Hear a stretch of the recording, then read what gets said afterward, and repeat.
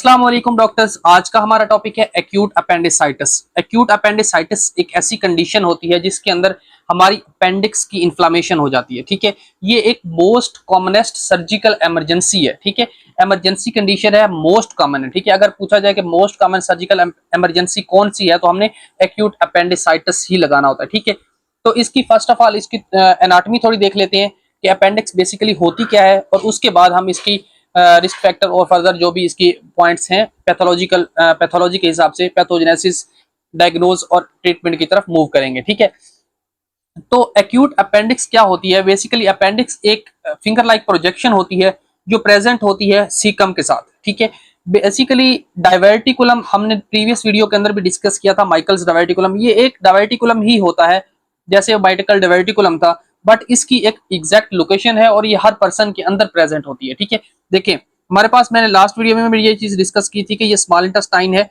और small intestine के बाद आगे एक डायलेटेड पार्ट होता है हमारी जीआईटी ट्रैक का, उसको हम कहते हैं सीकम। मैंने बताया था कि हमारी जीआईटी में 3 पॉइंट्स होते हैं जो कि डायलेटेड होते हैं, एक स्टोमिक, दूसरा सीकम और तीसरा रेक्टम। ठीक है, तो हमारा जो सीकम है, सीकम के साथ अटैच होती है अपेंडिक्स। ठीक है, तो ये यहाँ पे फिंगर लाइक प्रोजेक्शन होती है जो कि प्रेजेंट होती है, जिसको हम कहते हैं अपेंडिक्स। ठीक है, तो ये जो है बेसिकली अगर कहा जाए तो इसका कोई फंक्शन नहीं है। कुछ थ्योरीज इस तरह कहती हैं कि जो प्रीवियस लोग दरख्त के पत्ते खाते थे या ग्रास खाते थे या ग्रीनरी चीजें खाते थे, तो उनके डाइजेस्टिव एंजाइम्स जो थे वो अपेंडिक्स के अंदर प्रेजेंट होते हैं। कुछ लोग कहते हैं कि कुछ थ्योरीज जो है या कुछ बुक्स जो है वो ये कहती हैं कि इसके अंदर जो नॉर्मल फ्लोरा है वो रहता है। ठीक है, normal flora of the GIT रहता है, जिनके अंदर pseudomonas, E coli, klebsiella, proteus, bacteroides वगैरह जो होते हैं वो रहते हैं। ठीक है, उनको हम फर्दर देखते हैं वो कौन कौन से बैक्टीरियाज होते हैं जो कि नॉर्मल फ्लोरा के अंदर इंक्लूड होते हैं। तो देखें, तो डायलेटेड पार्ट है सीकम, सीकम के साथ ये अटैच होती है। ठीक है, अगर हम इसकी स्ट्रक्चर को डीपली देखें तो इसकी हिस्टोलॉजी में सबसे पहले इनर साइड पे म्यूकोजा होता है, फिर सबम्यूकोजा होता है, फिर मस्कुलरिस होती है और फिर सिरोजा होता है। क्या मतलब है इसका? देखें, सबसे पहली जो लेयर होती है वो हमारे पास होती है म्यूकोजल लेयर। ठीक है, इसके इनर ये इनर टू आउटर की बात कर रहा हूं। ठीक है, सबसे पहले इनर साइड पे एक म्यूकोजा की लेयर बनी हुई होती है, उस म्यूकोजा की लेयर के बाहर की साइड पे हमारे पास होता है सब म्यूकोजा। ठीक है, म्यूकोजा के साथ होता है सब म्यूकोजा, सब म्यूकोजा के जो बाहर और बाहर वाली साइड पे उस पे होता है मसल। ठीक है, जिसको हम मस्कुलरिस लेयर कहते हैं। ठीक है, ये ऑलमोस्ट ऑल जीआईटी ट्रैक की सेम एनाटॉमी होती है। सबसे पहले इनर म्यूकोजा, फिर सब म्यूकोजा, फिर मस्कुलरिस, और उस पे बाद टॉप पे हमारे पास आता है सिरोजा। ठीक है, तो ये हमारे पास टॉप पे प्रेजेंट होता है सिरोजा। ये एक सिंपल सी मैंने स्ट्रक्चर ड्रा की है, ये जस्ट इस चीज को मैंने डायलेट किया है। ठीक है, डायलेट किया है या ओपन करके जूम इन करके ये स्ट्रक्चर बनाई है। ठीक है, ये वाले पॉइंट को लेके तो देखें, हिस्टोलॉजी की में हमने बात की कि इसके अंदर सबसे अंदर लेयर जो होती है वो म्यूकोजा होती है, जो उसके बाद होती है वो सब म्यूकोजा होती है, फिर मस्कुलरिस लेयर होती है, और लास्ट में जो है हमारे पास सिरोजल लेयर होती है। ठीक है, क्लियर हुआ? क्लियर। ओके, नेक्स्ट हमारे पास है साइट। ये कौन सी जगह पे प्रेजेंट होती है? जो मैंने एक सिंपल सी रफ सी स्ट्रक्चर बना दी कि ये जो है हमारे पास प्रेजेंट होती है सीकम के साथ। तो किस तरह हमें पता चलेगा कि ये जो है सीकम के किस तरफ प्रेजेंट है? यहाँ पे तो एक सिंपल रफ सी डायग्राम बनाई हुई है ताकि प्रॉपरली पता चल सके कि सीकम के साथ किस तरह ये अटैच होती है, लेकिन इसकी ओरिजिनल इस तरह होती है कि रेट्रोसिकल। रेट्रोसिकल क्या होता है? सीकल के बैक साइड पे। ठीक है, ये फॉर एग्जांपल सीकम है तो यहां से ये अटैच होकर इसके इसके बैक से घूम के जाएगी। ठीक है, बैक पे होती है अबाउट ये 74%। ठीक है, 74% केसेस में ये सीकम के बैक साइड पे होती है। ठीक है, इस तरह बाहर निकली हुई नहीं होती, जहां से निकल के फॉर एग्जांपल देखिए, ये हमारे पास सीकम है, ये मार्कर, और ये ढक्कन जो है ये अपेंडिक्स है। तो ये इस तरह मैंने ड्रा किए हुए ना, इसके साथ इस तरह लगाई हुई, तो ये मोस्टली इस तरह होती है। ठीक है, जो कि सामने से अगर देखा जाए तो ये नजर नहीं आती मोस्ट प्रोबेबली 74% केसेस के अंदर। ठीक है, अगर इसके डायमीटर की बात करें तो 0.2 सेंटीमीटर डायमीटर होता है इसका। ठीक है, 0.2 सेंटीमीटर इसका डायामीटर होता है। ठीक है, और अगर हम इसकी लेंथ की बात करें तो मोस्ट प्रोबेबली ये 10 सेंटीमीटर लॉन्ग होती है। ठीक है, 10 सेंटीमीटर इस तरफ लॉन्ग होती है, और अगर डायमीटर की बात करें तो 0.2 सेंटीमीटर होती है। ठीक हो गया? क्लियर। फिर ये मोस्ट प्रोबेबली जो पॉपुलेशन होती है उसके अंदर ये 6% केस होते हैं तकरीबन, इसके ना 6% लोगों के अंदर अपेंडिक्स होती ही होती है जो कि इन्फ्लेम्ड कर जाती है या पैथोलॉजिकल कंडीशन के साथ प्रेजेंट करती है, तकरीबन 6% लोगों के अंदर। ठीक है, फिर जो पेल्विक, फॉर एग्जांपल यहाँ से एक कंडीशन ऐसी है कि रेट्रोसिकल है, सिकल सिकम के पीछे की तरफ होगी। दूसरी क्या है, दूसरी है पेल्विक, यहां से निकल के ये नीचे पेल्विक की तरफ मूव करेगी या पेल्विक की तरफ प्रेजेंट होती है, ठीक है।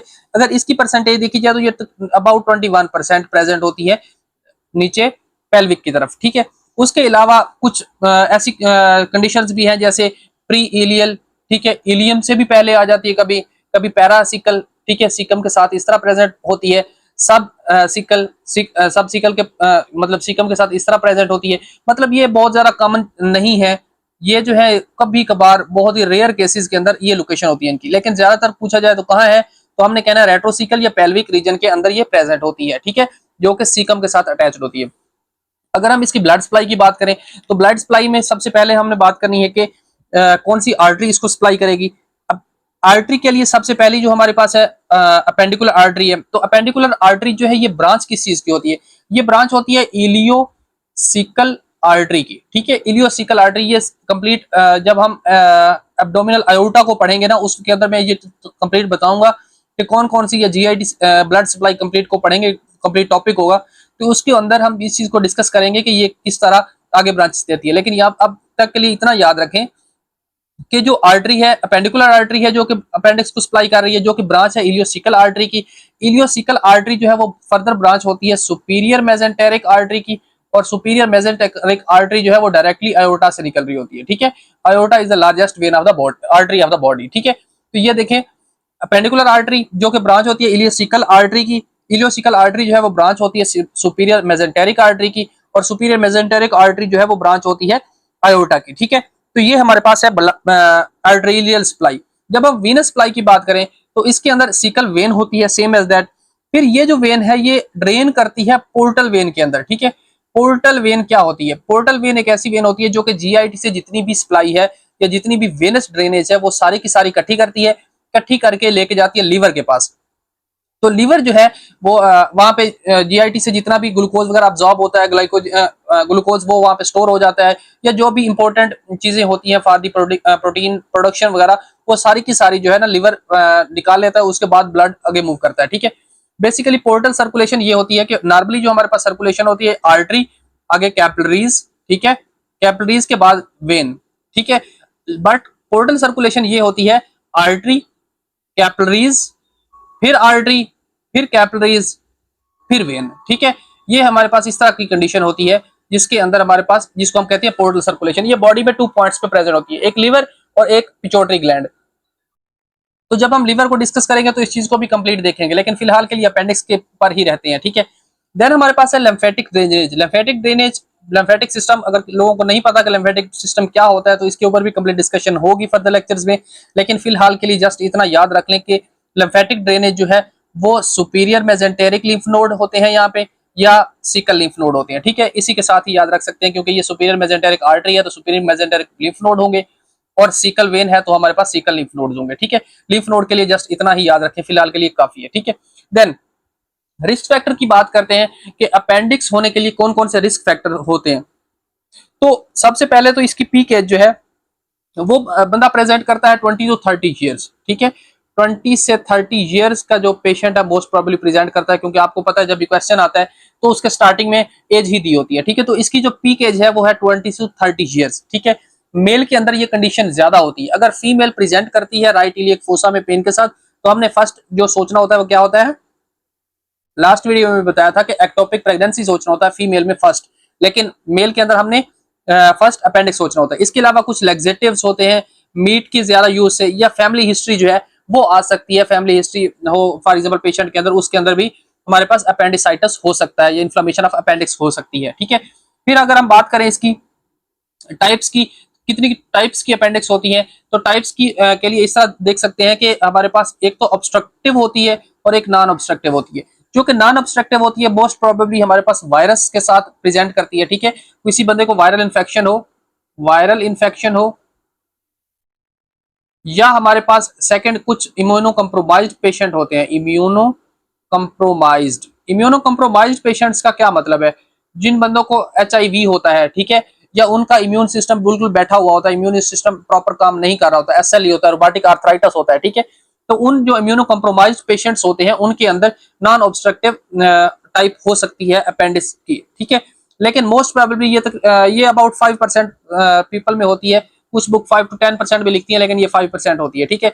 ऑब्स्ट्रक्टिव जो है ये अबाउट 95% केसेस में होती है। ऑब्स्ट्रक्टिव टाइप क्या है, इसके अंदर किसी किस्म का फीकोलीथल, मतलब जो हमारी फीसिस है उनका कोई पार्ट जो है या उनका उसका कोई टुकड़ा जो है वो अगर अपेंडिक्स के अंदर चला जाए, क्योंकि आपको पता है ये ओपनली पड़ी हुई होती है, ठीक है। ये देखिए यहाँ से सीकम से डायरेक्ट कोई चीज जो है फूड पार्टिकल या फीकल पार्टिकल वो इसके अंदर इंटर हो सकता है। कोई फॉरेन बॉडी, जैसा कि फॉर एग्जांपल कभी कभार सिक्का जो है वो निकला जाता है, या इस तरह कुछ भी मुंह के अंदर डाला हुआ जो कि डाइजेस्टेबल ना हो, डाइजेस्ट ना हो सकता हो, तो वो जाकर अपेंडिक्स के अंदर फंस सकता है, ठीक है। बच्चों के अंदर मोस्टली सिक्का मुंह में डालने की बहुत ज्यादा आदत होती है। इसके अलावा स्ट्रिचर्स हो सकते हैं, फॉर एग्जांपल जो स्ट्रिचर होते हैं जीआईटी ट्रैक के ऊपर, वो अगर ब्लॉक कर दें अपेंडिक्स को, तो अपेंडिक्स के अंदर जितने भी म्यूकोजा होता है वो सारा का सारा बाहर नहीं जा सकता, या उसके अंदर जो भी फ्लोरा होता है जीआई ट्रैक का वो बाहर नहीं जा सकता इंटेस्टाइन के अंदर, तो उसकी वजह से भी इसकी इन्फ्लामेशन हो सकती है, ठीक है। अगर हम इसकी पैथोजिनोसिस की बात करें या पैथोफिजियोलॉजी की बात करें, ये ऐसी कंडीशन होती क्यों है? होती इसलिए है कि हमारे पास जो ल्यूमन है, फॉर एग्जाम्पल ये देखें ये अपेंडिक्स है, तो ये ल्यूमन इसका ब्लॉक हो जाए, फॉर एग्जांपल यहाँ से इसका ल्यूमन ब्लॉक हो जाए, ठीक है। जब ल्यूमन इसका ब्लॉक हो जाएगा तो ये जो चीज है ये सारी की सारी ये इन्फ्लेम होना स्टार्ट हो जाएगी, ठीक है, या इसकी स्टेसिस हो जाएगी, इन्फ्लामेशन हो जाएगी इस चीज की। इसी इन्फ्लामेशन को ही तो हम अपेंडिसाइटिस कहते हैं, इन्फ्लामेशन ऑफ अपेंडिक्स कहते हैं, ठीक है। इसके अलावा जो नॉर्मल फ्लोरा है, नॉर्मल फ्लोरा क्या होता है? सोडोमोनास, इकोलाई, क्लैब्सियला, प्रोटियस, बैक्टीरियोटाइड्स, ये चंद जो है ये नॉर्मल फ्लोरा होते हैं, ये ऑलवेज जीआईटी के अंदर प्रेजेंट होते हैं। अगर ये जीआईटी के अंदर प्रेजेंट हूं, ठीक है, और यहाँ पे फॉर एग्जांपल ये आ जाएं और यहाँ पे आके इन्फ्लामेशन काज करना स्टार्ट कर दें, या इनकी ग्रोथ ओवर हो जाए, बहुत ज्यादा मिकदार में ये यहाँ पे आ जाए, जब ये बहुत ज्यादा मिकदार में आ जाएंगे तो ये इन्फ्लामेशन काज करना स्टार्ट कर देंगे, ठीक है। ये भी एक काज हो सकती है इसके इन्फ्लामेशन काज करने की, ठीक है। तो इससे क्या होगा? इससे जो अपेंडिक्स की वाल्स है, ठीक है, ये वाल सारी की सारी इन्फ्लेम्ड होगी, और हमारे पास जो बाहर स्ट्रक्चर्स हैं, क्योंकि यहाँ पे आपको पता है नर्व एंडिंग्स होती हैं, तो नर्व एंडिंग्स यहाँ से पेन को सेंस करेंगी और पेन के साथ इंसान प्रेजेंट कर जाएगा, ठीक है। तो ये हमारे पास चंद बेसिक चीजें थी जो कि हमें अपेंडिक्स के अकॉर्डिंग आनी चाहिए। एक पॉइंट और बहुत इंपॉर्टेंट पॉइंट वो लास्ट में सुन लीजिए, वो ये है कि जो हमारे पास बच्चों के अंदर रिस्क है अपेंडिक्स का वो बहुत कम होता है। बच्चों के अंदर अपेंडिक्स का रिस्क कम होने की रीजन क्या है? रीजन ये है कि जो अपेंडिक्स होती है बच्चों के अंदर वो होती है कोनिकल फॉर्म में, ठीक है। बट जो हमारे पास बड़े होते हैं या अडल्ट होते हैं उनके अंदर ये होती है फिंगर लाइक, ठीक है। ये फिंगर लाइक होती है जो कि अडल्ट लोग होते हैं, और जो बच्चे होते हैं उनके अंदर कोनिकल होती है। कोनिकल जो है इसके अंदर इन्फ्लामेशन होना बहुत डिफरेंट होता है, या बहुत डिफिकल्ट होता है। जो हमारे पास फिंगर लाइक प्रोजेक्शन है इसके अंदर इजीली कोई भी फॉरेन बॉडी भी जा सकती है। इसके अलावा जो है कुछ मीट वगैरह भी, या कोई फॉरेन बॉडी जो है वो इसके अंदर इजीली जा सकती है, या बैक्टीरिया जो नॉर्मल फ्लोरा होता है उसकी ओवरग्रोथ की वजह से भी ये इन्फ्लेम कर सकती है, ठीक है। तो ये था आज का हमारा सिंपल सा टॉपिक। फर्दर हम क्योंकि ये टॉपिक हमारा कंटिन्यू ही ऐसे ही रहेगा, ठीक है। आगे जो नेक्स्ट है उसके अंदर हम क्लिनिकल फीचर्स, इसका किस तरह पेशेंट प्रेजेंट करेगा, ये सारी चीजें नेक्स्ट वीडियो में देखते हैं। अब तक कोई भी क्वेश्चन है तो आप कमेंट बॉक्स में पुट कर दें, मैं इंशाल्लाह as soon as possible try करूंगा कि आपको आंसर कर दूं, ठीक है। तो फिलहाल के लिए इतना ही। थैंक यू डॉक्टर्स, अल्लाह हाफिज।